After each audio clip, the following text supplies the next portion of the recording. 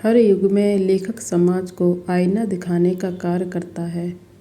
ऐसे ही लेखक थे राहुल सांकृत्यायन, जिनका साहित्य क्रांति की मिसाल के लिए समान है।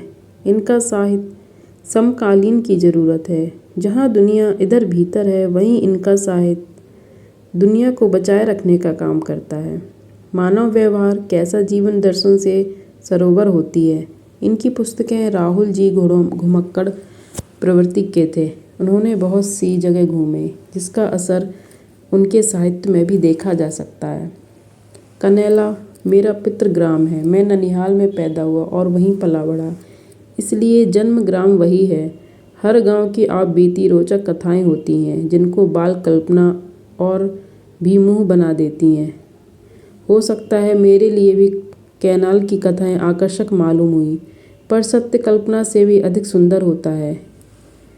कन्हैया की धरती जिस भाषा में परिचय दे रही थी, उस समय उससे मैं परिचित नहीं था।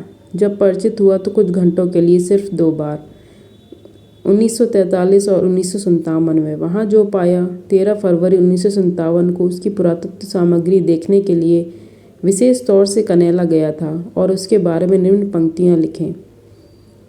अपने जन्मग्राम से पत्रग्राम जाते समय ना जाने कितनी बार इस रास्ते को अपने पैरों से नापा होगा, पर उस समय रास्ता खेतों के किनारे पगडंडी का था और अच्छी कच्ची सड़क बनी हुई थी। पक्की सड़क के चौराहे पर पहुंचने से पहले ही हम कनैला में दाखिल हुए। गांव के कोने पर देखा, बहुत से लोग अगवानी के लिए तैयार हैं, लेकिन पहले मुझे कनैला की उस पोखरी को देखना था जिसमें सिसवा जैसी ईंटें मिलती हैं। बरसात के बाद का समय था। बड़ी में अभी थोड़ा पानी था। जहाँ से ही टेक की दी गई थी, वह जगह पट गई थी। लोगों ने बतलाया था इस स्थान से उस स्थान तक बड़ी ईंटों की मोटी दीवार चली गई है, जो उस स्थान पर जाकर समकोण पर मुड़ जाती है। चारों ओर खुदाई हो तो पता लगे कि पोखरें कितनी बड़ी थीं। उनका मूल घाट किधर था। वो हो सकता है पोखरी के भीतर फेंके हुए कुछ और भी पुरातत्व अवशेष मिल जाएं। वहाँ से सैयद बाबा और दिए बाबा के स्थान पर सैयद बाबा के पास कुछ देखने के लिए नहीं था। वहीं कुछ गज लंबा चौड़ा ऊंचा स्थान था, जिसे लोग कोट कहा करते हैं। पास में डीए बाबा का स्थान अवश्य महत्व रखता है। पिछली बार मैंने वहाँ महाकाल की खंडित मूर्ति देखी थी। सौभाग्य से अभी उसके 2 टुकड़े सिर और पैर वहाँ मौजूद थे। संधि और बीच का भाग लोग था, सिर्फ 3 इंच लंबा है।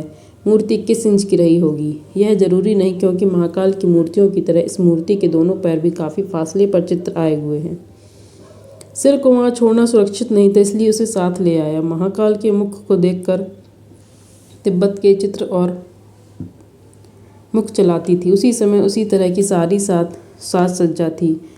मुंह के दोनों छोरों पर शायद 2 दांत भी निकले हुए थे, जो अब तोड़ दिए गए। नाक का टूटना बतला रहा था कि इसको मुस्लिम धर्म अंधों का सामना करना पड़ा था। ना ही कान का आधा लिए हुए टुंडी के नीचे का सारा भाग साफ था। बाएं कान का भी कुछ हिस्सा बचा हुआ था। सिर पर अर्ध मुकुट बना हुआ था। महाकाल दाहिनी आंख से काने हो गए थे।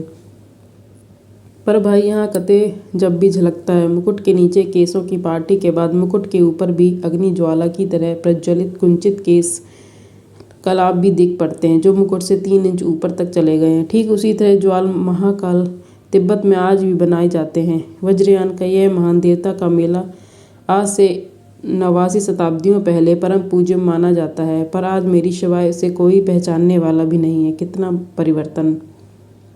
पुरुषों और उसमें भी अधिक लड़कों की भीड़ हमारे साथ, जो खड़ी फसल को रौंदती चली आ रही थी।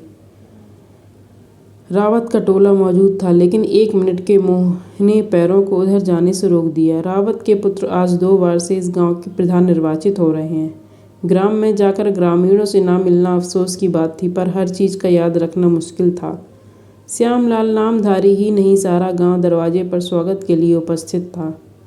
भोजन प्रतीक्षा कर रहा था, इसलिए कुछ बोलने से पहले हमारी मंडली भोजन के लिए घर में चली गई। रोटी, दाल, भाजी, सभी व्यंजन तैयार थे। हरी मटर का गदा मेरे लिए विशेष आकर्षक था।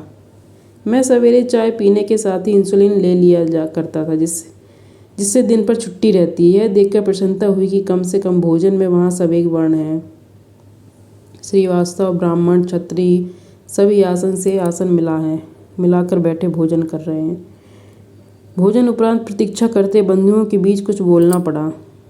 गांव के सबसे वृद्ध नामी कहार मौजूद थे, जो अब 80 के ऊपर के हैं। नौबत रावत दूसरे वृद्ध थे। राजबली चूड़ी कर तो मेरे साथ ही साथ घूम रहे थे।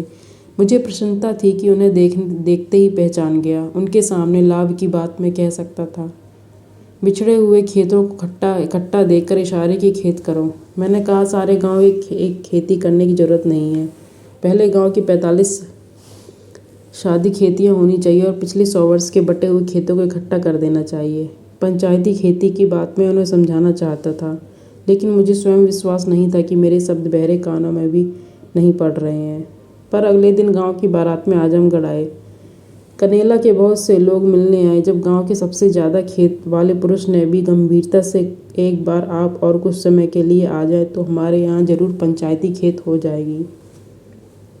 इस पर मुझे विश्वास हुआ कि मेरा कहना सामी के एक था, नहीं उठ खड़ी। कठिनाइयों के कारण लोग इस तरह सोचने के लिए तैयार हैं। विश्वनाथ पांडे का ही आग्रह नहीं था, बल्कि मुझे भी दौलताबाद अपनी ओर खींच रहा था। ना मुस्लिम तथा अर्वाचीन था, लेकिन उसके कारण गांव अर्वाचीन नहीं हो सकता था। गौतम अभिमन्यु सिंह में नगर राज्य के संस्थापक का नाम मुसलमान होने पर दौलताबाद पड़ा, जो इस गांव के नाम से चिपका है, पर गांव से कहीं अधिक पुराना है। विश्वनाथ पांडे राम राज्य परिषद की तरफ से विधानसभा के लिए खड़े हुए थे। लेखा जोखा लगाकर पूरे विश्वास के साथ कह रहे थे, मैं जरूर जीत लूँगा। मैंने कहा, 2000 तो खर्च कर चुके हैं और 2-3 हजार और हो जाएंगे। तुम्हारा हारना निश्चित है। विश्वनाथ जी बोले, चाचा आशीर्वाद दीजिए, मैं जरूर जीत लूँगा। 10 मार्च के अखबार में देखा, उनके निर्वाचन क्षेत्र से कम्युनिस्ट चंद्रजीत को 21,714 वोट मिले, कांग्रेसी वद को 19,514 और विश्वनाथ जी मुश्किल से 4,816 वोट पाकर अपनी जमानत जब्त करवाने में सफल हुए। कनेला छोड़ने से पहले अपनी प्रथम परिणीति को देखने का निश्चय कर चुका था। अब यह चारपाई पकड़े थी। देखकर न उधर आना स्वाभाविक था। आखिर में यही कारण था मैं इस महिला का आधा शताब्दी का जीवन नीरस और दरबार हो गया। मैं प्रायश्चित करके भी उनका क्या लाभ पहुंचा सकता था। एक बार देखा, वह अपने आंसुओं को रोक नहीं सकी। फिर मैं घर से बाहर चला गया। आप सभी को मेरी कहानी पसंद आई हो तो मेरे चैनल को सब्सक्राइब करिए। Thank you.